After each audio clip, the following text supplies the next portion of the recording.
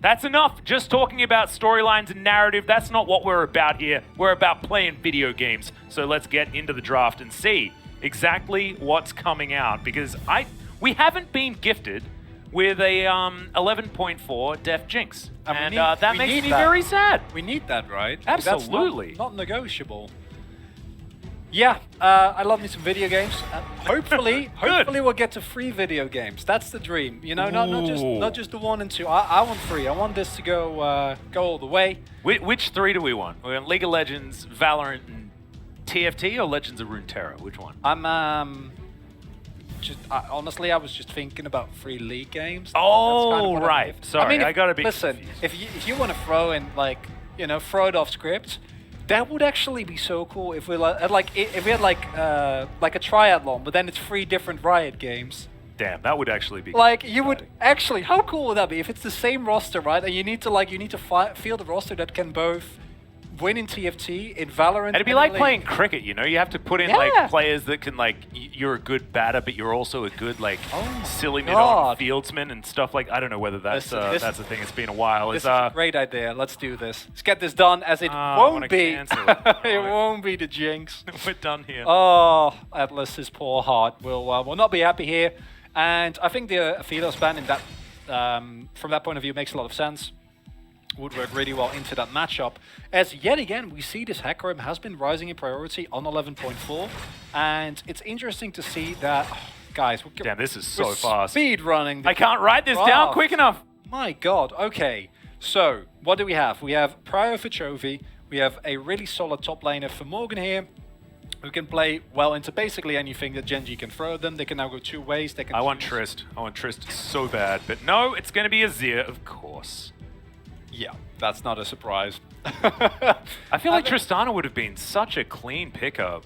I don't know. I mean, it might get banned here. I don't necessarily know whether it will get banned. But this is also really nice, the Sion ban, because Gen.G are clearly not convinced that this is actually going to be a Gragas on top, which honestly makes complete sense. What's interesting here is that with the speed, both of these 2 teams going through draft, like, they very clearly knew what the other team was going to go for, because otherwise, like, this is like really up tempo, right? Like the snap, Syndra and Gragas locking, the flex potential available mostly on the side of Hanwha Live, not so much on the side of Gen.G with what we've seen from them thus far. Although I guess theoretically, you know, Rascal could pull out the old top lane pony, but it's not something we've seen for the longest time. And I don't think we're going to see it here, as you are right about the Tristana. Obviously. I think maybe Xayah comes in here. We'll see what Ruler wants to do. He does like going back to it.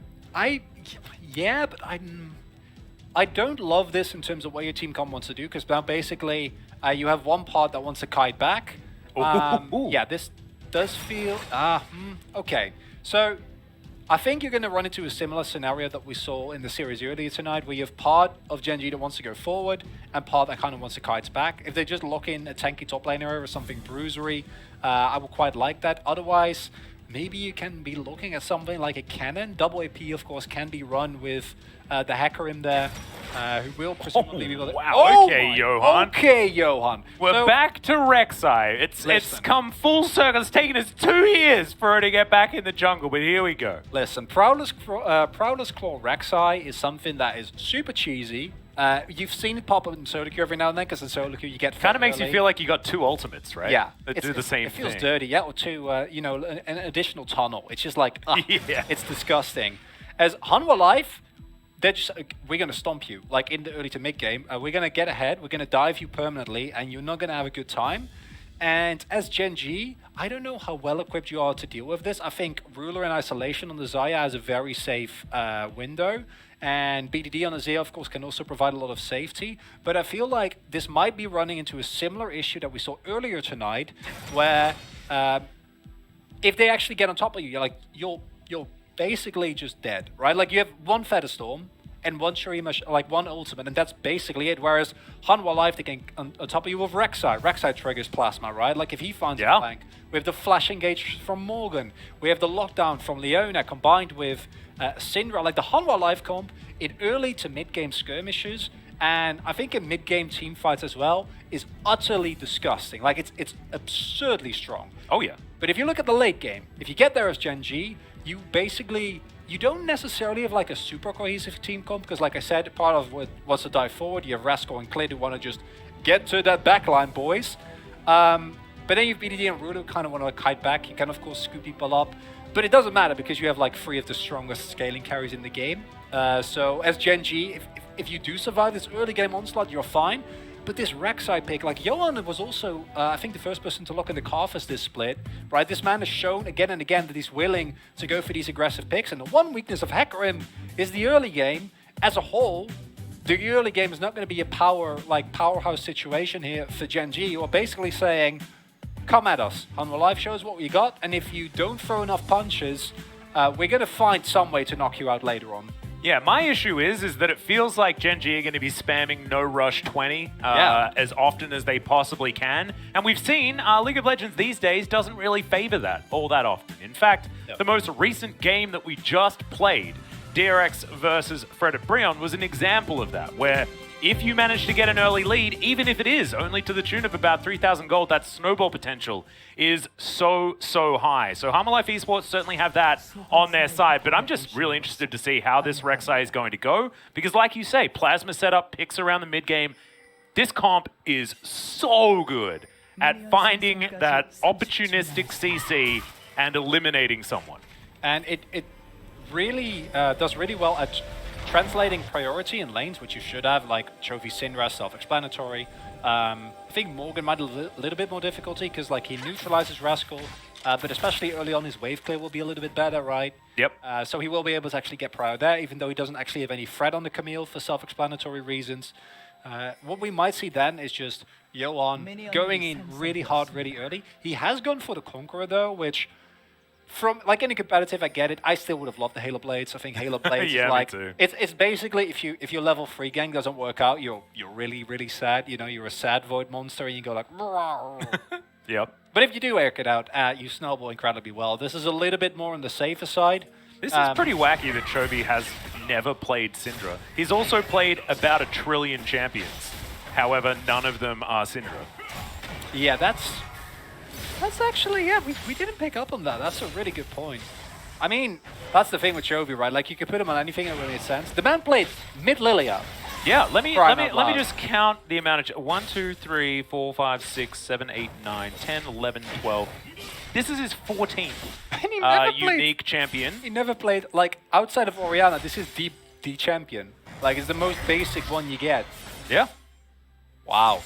Yeah. Well, Chovy, you know, ain't no time like the present. Well, he's just going to trade quite nicely here, as you can see. Hasn't taken Phase Rush either. He's gone for Comet on the Syndra, which is definitely an aggressive choice. He wants to trade early. He wants to get prior, and I get it. You know, you have your Rek'Sai. Rek'Sai needs to get something done early on. Yep. This is the way. And the setups in these lanes are actually just fantastic for Rek'Sai as well. It's like, even in the top lane, like, who cares if Rascal's going to build Merc Treads? They're just knockups for years between both Rek'Sai and the Gragas. And the itemization is now actually hard, like especially if Johan can find a kill or two early on. It's just like the pressure that comes out of it. Speaking disgusting. Of which, oh dear. No information's given. There's the flash. Oh, the flash is late.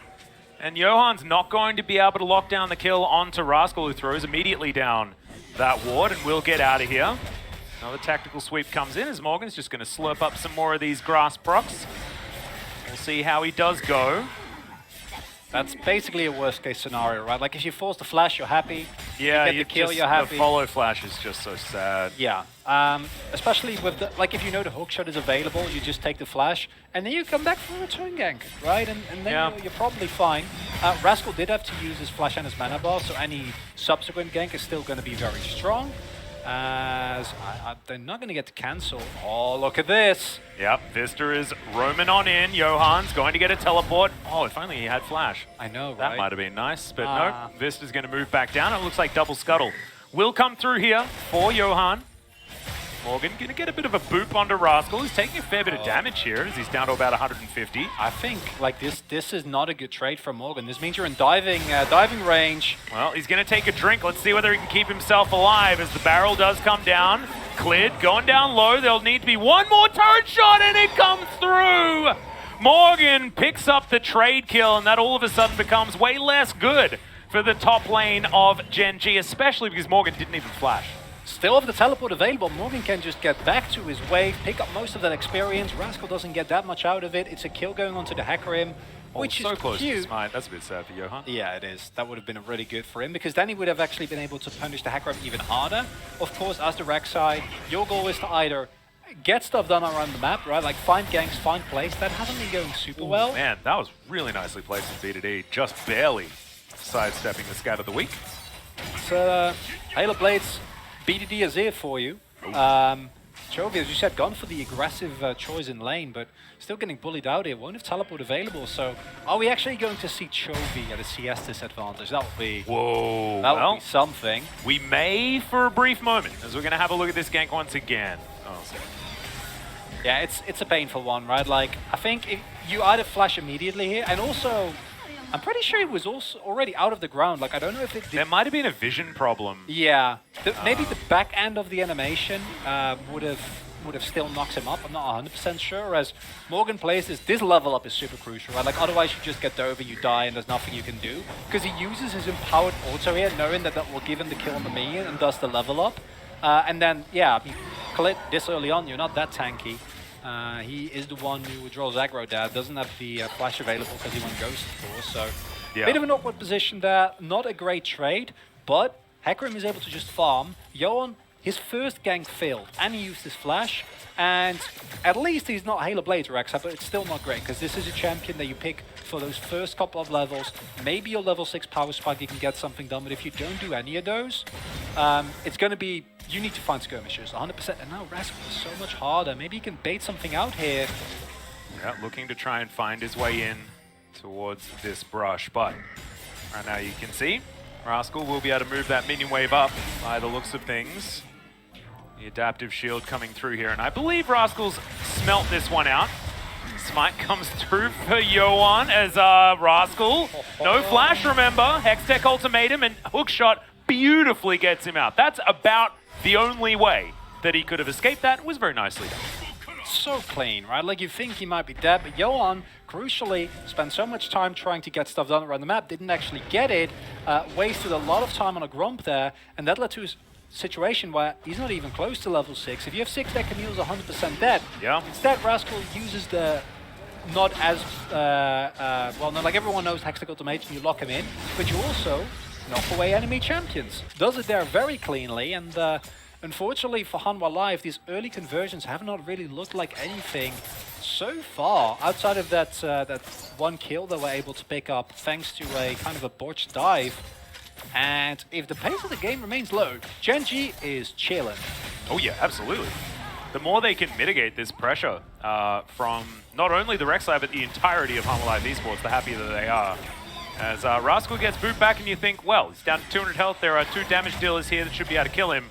But nope, Hextech ultimatum into the hookshot is just enough. And Johan, like if you have flash there, it's another situation, right, where you immediately get on top of the Camille. I'm not super impressed by this Rek'Sai. It's a big risk that you take in draft, and I like the idea behind it. But it is something similar to an Elise, right? Where like if you don't have any early game impact, the champion just doesn't do as much. Yeah. Now, that expiration date is not that black and white. Like, you're still going to be fine in the skirmishes for the next 5 to 10 minutes, right? Like, it's still a pick that can provide a lot of burst, that can provide these knockups, and the necessary lockdown for a Kai'Sa play or the follow-up to a Scat of the Week. But that time is slowly running out, right? Like, there is a time where, as Johan, if it doesn't work out, you actually don't provide anything to a team anymore. Well, there's another attempt, as no Hextech ultimatum this time. Johan flash knocks up a minion, because why not?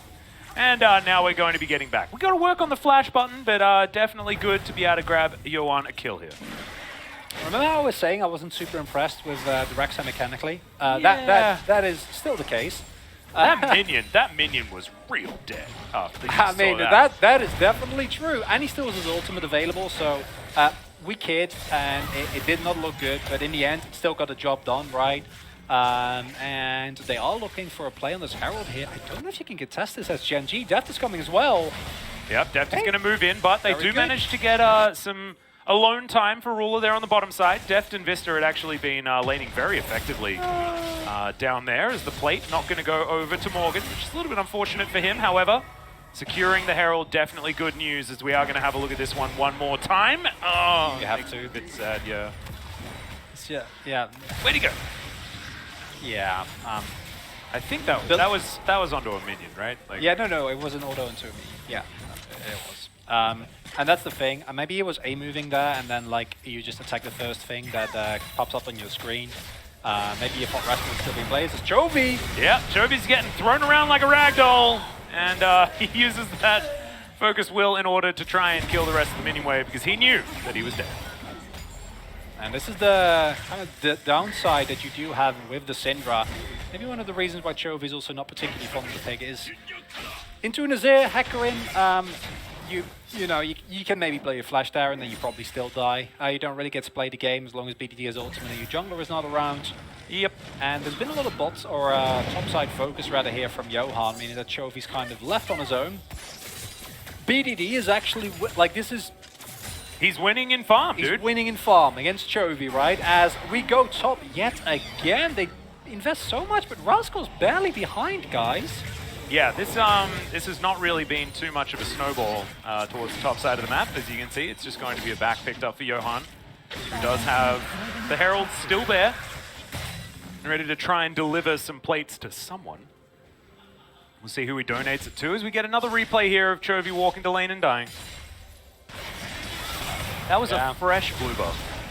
That's a sad one right there. Yeah. That's literally like, you just need to flash that 100%, and maybe BDD follow flashes, right? And like if you don't time it well, you might still die. So from that perspective, I get it from Chovy's point of view. But it is an unfortunate situation where giving more kills over to BDD generally is a great way to lose the game, because we talked about BDD as a player, and he's generally been really good, but like that greatness sometimes evades it. On his Azir rather, he definitely, transcends that barrier a lot more. He does tend to overperform on that pickup, as Morgan's, doing pretty well here in this lane, all things considering, but still not enough to put the Camille behind, so certainly going to be cruising towards that late game pretty comfortably. As Cleared moves up, he'll be able to take down this control ward, and Morgan's going to have to be a little bit more careful.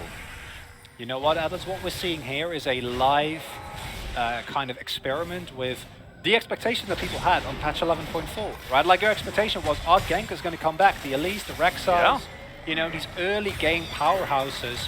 Party cast? Knights. I mean, it was a nice sense. Yeah, good stuff. I'll give it to him. Although Morgan has been playing well, I think Morgan definitely not been the problem. More so this cute little word monster right here. But this is basically a live experiment with Gen.G saying, okay, well, we're locking in the Hecarim. Good luck, like, trying to slow us down early. Slowing down hasn't happened. Hecarim is up, I think, 3 camps from the top of my head. Yeah. Three camps and a minion. That's a good place to be in. And then has a sizable CS lead. Johan dinked 8 just now, but Cleared is going to be ahead of him the moment he starts clearing more and more. And it remains to be seen whether or not Hanwha Life can actually utilize this power, because thus far, like, we talked about early game power, we talked about mid game skirmishes. We're well into the mid game now. We need to see these Drakes go to Hanwha Life, right? Like, they need to actually start doing stuff with this composition. There's been a lot of attempts, but actually making it work, not so much. And if you let Gen.G get to a position where they can just park Rascal and BDD in the side lane, right? Like, good luck engaging on top of Azaya.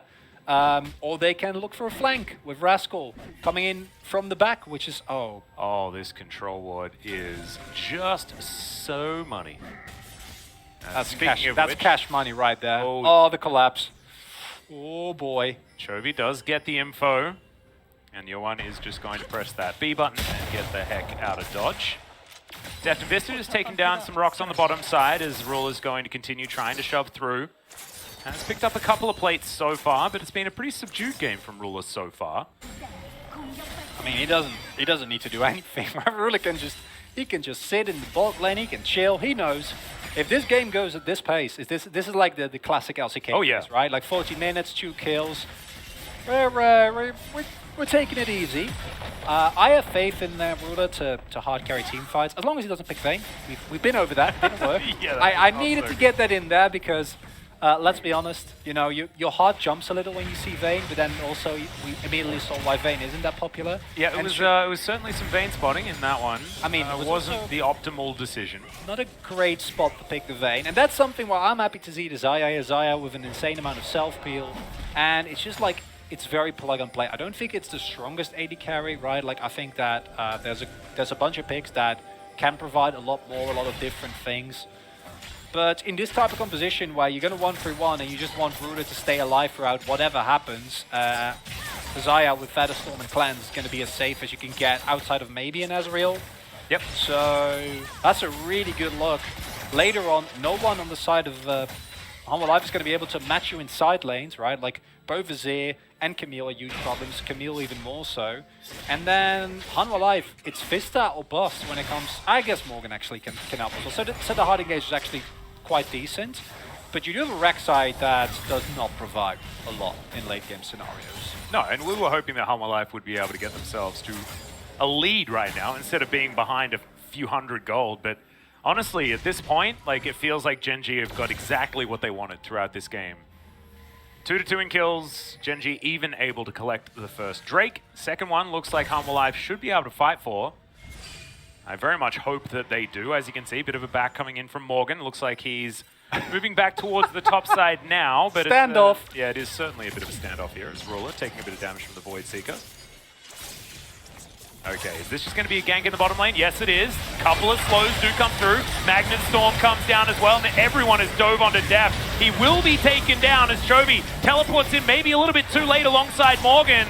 And they all get there, but it's right as Deft dies. And now Gen.G with 5 men strong look to move towards the Dragon. They will do so pretty comfortably. Decent double stun there from Chovy, but where's the follow-up? It ain't existent. Don't want to call it before it's over, Atlas, but this is starting to look like the first series these two teams played where Gen.G was able to get a resounding victory. This time, though, it feels like Hanwha Life is just handing it to them on a platter. You can't make a drop like this and then not win early game, right? Like that is... Oh my god, is that 3 in a row today? Yeah. I mean, you are casting. I know, but I mean, my last day was actually fine. Thanks, Atlas. Really, everyone really appreciates it. Coming beyond a joke, honestly. I might need to watch out for whether or not I'm going to be able to keep my job, to be honest. You want to talk about it, buddy? Yeah, well, I mean, I am. So it's hard. Yeah. I get it. No, you know, it feels so out of your control. I know. So, I mean, it's almost like it is out of my control. I mean, you could say that. Yeah. Arguably. Well, we'll see whether Shirley is going to be out of Hanwha Life's control as they look to try and take it down. Clid looking to challenge as Life is here as well. And oh yeah, true. It's like Hanwha Life Esports not super psyched about trying to lock this one down, as we're going to get a replay of the bottom lane game. And this is the point of Zaya, right? Like, any other AD carry generally just gets taken down here, but within that beautiful stun lock on top of Deft, they take him down. Deft could have possibly flashed there and try and like to get away from the feathers, but I don't think it would have changed the outcome of this skirmish whatsoever. And just a little bit late in the trigger, not cleanly executed from Hanwha Life in a 3 versus 3 scenario. If you don't 100-0 your intended target, which in this case is a Zaya with Flash and Featherstorm available, right? Like, yeah. That needs to be a point blank stun into Yohan immediately blowing her up. That didn't happen, and it's starting to become a bigger and bigger issue. The first Tower Blood has also gone over to Gen.G, although we do see that Hanwha Life is able to answer here. Yep. And Gen.G is 500 gold ahead with a composition that would be perfectly happy to be like 2k gold behind. Absolutely. This is the problem, right? Like, Hanwha Life Esports have just not done their job, as Yohan gets the bad news that there's no Krugs up here towards the top side. We're also getting closed in on, but Ruler's going to be able to take down this outer turret. Bottom lane evens up that scoreline and only increases this gold lead as Shirley's going to hammer down the top lane in a turret. Okay. Getting another one for themselves, and the amount of global gold is actually important as Hanwha Life want to accelerate as much as they can. This is not going to be enough. See how much more they can get as this minion wave runs out on the bottom side, and Rascal just very close to home here as he tidies up some minions. He's not doing it. I was like, there's no objective on the map, he's gonna free. No, he's not doing it. And I wanted to talk about the Everfrost from Chovy. I think it's especially in the LCK, are kind of an underrated item. And 11.4, it is pretty insane. Yeah.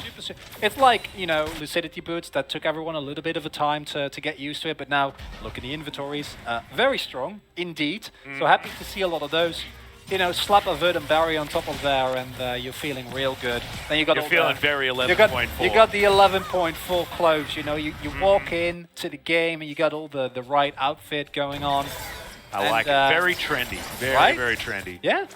Is losing trendy, though, because right now, it's not looking like Hanwha Life Esports are exactly able to maximize the trend. No.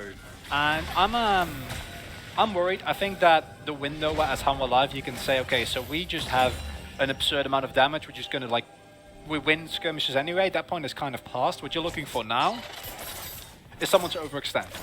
Rascal did it a lot last series, right, against Liv Sandbox. Hasn't done it this series, really, and it's not looking like he's going to. Because if Gen.G plays this out cleanly, they play respectfully to the Scatter the Weak, right? Yep. Into a kill, or a Gragas flash engage, or a Leona. Like, Hanwha Live, basically, the win condition at this point in time, to me at least, it feels like either you find 2v2s, 3v3s, and out-rotate that way, which is really hard because Gen.G thus far has been able to play the map a lot better, or you just find someone overextended and blow them up, and then that's your win condition. But neither of these are really, like, up to Hanwha Life, if that makes sense. If Gen.G just plays the 1v1 respectfully, which is what they've been doing thus far, could even play it as a full one here.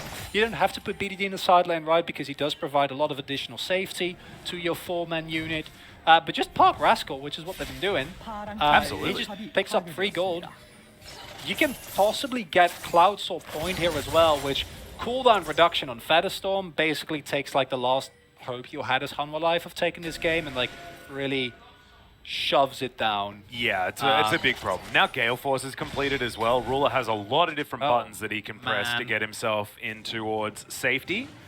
Lord Dominic's just done here for Deft, but I just don't think that the items are really enough. On the Hanwha Life Esports side, Rascal's going to teleport towards the bottom lane. And Hanwha, they are in position. And they've started up the Drake. Ruler just dealing with the mid lane. As Life's moving in. A little bit split are Gen.G right now. But it feels like they have them right where they want them. Def taking a bit of damage from the turret as orbs are flying in. Vista and Johan off towards the side. As the Drake is going to reset. Gets a bit confused for a little while. As Rascal standing on top of a control ward. Johan looking to wrap around. Tremorsense is spotting him as he's going to tunnel his way away from BDD, who didn't want to use his ultimate just there. Johan just not going to be able to get in there at all. There goes the Magnet Storm, and there is no Rek'Sai for this fight. Life getting taken down very, very low as Vista uses him as a taxi to get out. The Rek'Sai gets into the fight immediately, gets back out again as Killer Instinct from Deft will lock down the Xayah. Now Rascal taking a lot of damage, and Deft is going to be executed. Morgan's going to go down. Chovy against the World, but the World is a big old horse that will smite him down. And it's just so hard. He's so tanky as well. Gets stunned up. And there goes the ace. And it looks like Gen.G moving up this river towards the Baron. Don't know whether this can be two-manned, but this is a sign of things to come for Gen.G. And there were so many beautiful moments coming in there, in that engage there, Atlas. It looked like a second that like Hanwha Life was actually going to be able to do it, right? That felt like that was the Hail Mary 5. That is where you can keep this game within your grasp. But in the end, it doesn't really come to fruition. What we see here initially is like, it looks nice, but Life only engages on front line, right? Which basically does nothing. The exhaust that's going to come in on show here is super big, as well as the fact that Life stays alive for a little bit longer there. And it is unbelievable that this fight is even close. Morgan is the one who almost makes it work, as well as Death's going in that deep into the enemy backline. But Rascal gets on top of Deft, right? Chovy, yes, he's untouched throughout this entire fight, but at this point in time, as a Syndra, you just don't really provide as much anymore. Like, you're just going to get run down. There's nothing that you can really do. And it feels like there's a lot of Chovy champions where if he would be on that instead of this Syndra, right? Like, maybe this is one of the reasons why he doesn't like to play it as much, because it feels like Chovy in these team fights so often, he remains standing and then he finds a way to turn it around and carry it. I don't think Syndra is really the champion for that. And Hanwha Life, I think that was their last shot into this game. I think Gen.G, from here on out, it's their game to lose. Yep, it's just it's the beginning nails in this coffin, unfortunately, for Hanwha Life Esports. use by date on the composition certainly is running lower and lower. As Rascal pushing out this bottom lane, pretty cookie cutter 4-1 positioning right now, as he's going to move back up now that he's got that shove all the way in. Morgan doesn't have teleport, neither does Rascal, of course, so both top laners in a similar position. But as you can see, Rascal has all that pressure on the bottom side of the map and is now just lurking in the jungle. See what he can do. But it just feels like Gen.G have so much more value on their side of the rift right now. Yeah. They most certainly do, and that's not something that you can easily fix here as Hanwha Live, right? Like it's a compositional error here where, again, if BDD or Rascal like hugely oversteps, then sure. But like I love what they're doing here as well, where they're both playing very respectfully. Rascal can safely move up a lot further than BDD does because he's playing on the bot half of the map. You can't overcommit as Hanwha Live because then you lose Baron, right? Like both the Azir and the Camille have a lot of built-in safety. Rascal can 1v1 everyone. He can get away with hookshot. He still has the flash available. BDD on the Azir is one of like the very few type of carries. I think he might even be looking towards building a Rylai's here. So he's just really going for, you know, for like the utility, the elongated skirmishes, which I get. You have so much damage on this team, right? Why not build a little bit more survivability? Just make sure that you can stay alive. Maybe you'll go for Demonic Embrace, would also be viable in this situation. Yep, the double mask build, the Majora's Mask. Yep. I like it a lot. Which I guess is way more likely than a Rylai's. But you know, I'm an old gamer. I see a Giant's Belt and a Blasting. Oh yeah, me like, too. Don't worry. That has to be Rylai's. And as a whole, Gen.G, they're up with the composition. They can afford to be down a couple of K. They have a really strong sideline pressure. They can still straight up 5v5 because even though they don't have the greatest traditional front line, all of their carries have so much damage that if you can just single out either Def or Chovy, the rest of Hanwha Live is just not really going to be able to get anything done. Johan at this point in time is just not really relevant. The Rek'Sai, I love the idea behind it, but the execution just wasn't there. We talked about you need to hit these early points. You didn't hit the early points, and now you're a Rek'Sai 26 minutes into the game, into a Hecarim that has farmed, that is up 3-1 and 5, and that's basically the worst feeling possible. Yeah, and Morgan actually, you know, trading that kill in the early stages of the game really set it up for Johan to have an opportunity in this one. It just didn't really happen in the end. Sometimes opportunities do pass you by. As Morgan's able to hold onto this wave quite nicely, he's still down by about 50 CS, but at least it's not a Camille that is uncontrollable here as far as her shoving ability. But Sundisk set up in the mid lane, this siege. It's just looking like it's going from bad to worse for Hanwha Life Esports. This should just be the Cloud Drake taken. Ruler should be able to solo this one out himself, and that will be Cloud Soul. Featherstorm, movement speed. Oh my goodness, it's just it's a bit bad news. Yeah. As Hanwha Live, like I think you know, okay guys, this clearly didn't work out. We need to go back to the drawing table for the next game. And this is why, you know, you go, okay guys, so we had like a speed run draft, right? We're speed run any percent, we're going for the fastest draft possible. We was like lock in. Maybe take a little bit more time on the second one. I don't think that it's exclusively a draft issue. I think that there was a lot of mis-execution coming in here. I think that like it's a draft issue now. It is, right? yeah. Because the early game didn't go to where the draft needed it. Exactly. So like that makes sense, but you understand what the game plan was. It's just the execution was very poor, mainly on the shoulders of Johan. Honestly, like sort of reminds me of when he played, I believe it was a game or two in the Kesper Cup, and really did not perform to the level that we wanted. And Ingo's cleared now, looking for a bit of a stun underneath this turret, just guarantees it. As you can see, a bit of a teleport from Gen.G, as BDD is going to come through as well, but guaranteeing the turret, even if you don't get a kill, doesn't actually matter too much. And Chovy's flash is very valuable here as well, as Johan is spotted out. But they don't even need to really try and kill the Rek'Sai, as Gen.G get to play the game whilst ignoring their opposition for the most part. Yeah, it's just... It's so sad, right? Like it is. It's obvious, like, this is so Gen.G as well. It feels like we're going back in time to the old Gen.G that just needs to do absolutely nothing, but they feel inevitable. And it's not the most exciting. We understand that. Yeah, I mean, in this with this comp, like this is your job, right? Like they're just doing their job very well, and you can see like Hanwha Life is still looking for it, right? Because what you saw there was Deft hovering around that bot side, because with Killer Instinct on level 2, it's gonna of course be even better at level 3. Like you can actually, if you find a body slam as Morgan, and Deft can like zap in, blow up the Camille, and then try and make a play, like. Is that a great plan? No. Can Rascal outplay that? Possibly. But like that's the kind of things that you have to be looking for here as Hanwha Life. But Rascal is not overextending, right? Like this is something that we criticized him coming into this game, saying he's been a little inconsistent. Thus far, this game, he's been pushing, but always respectful, right? Like he never oversteps his bounds, and it just makes it so easy for Gen.G to play it out from here on out. As, by the way, BDD did go for the double mask. Yeah, so he's now, you know, very, very hidden. Well and truly masked up. Oh yeah. No one knows who this Azir is whatsoever.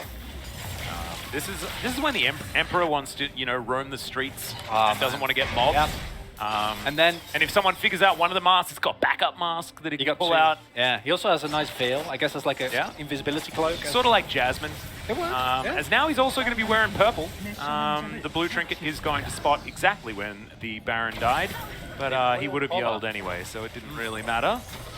And Hanwha Life, maybe they'll get an outer turret in the mid lane, as Gen.G are just going to smash down the top side of the map. But no, they're not even able to do that. This is not how I expected this first game to go, Atlas. I'm not going to lie. It's a lot of uncharacteristic type of play here. And oh, Johan, you're level 12. Yeah, he's 5 levels behind. That's a lot of levels.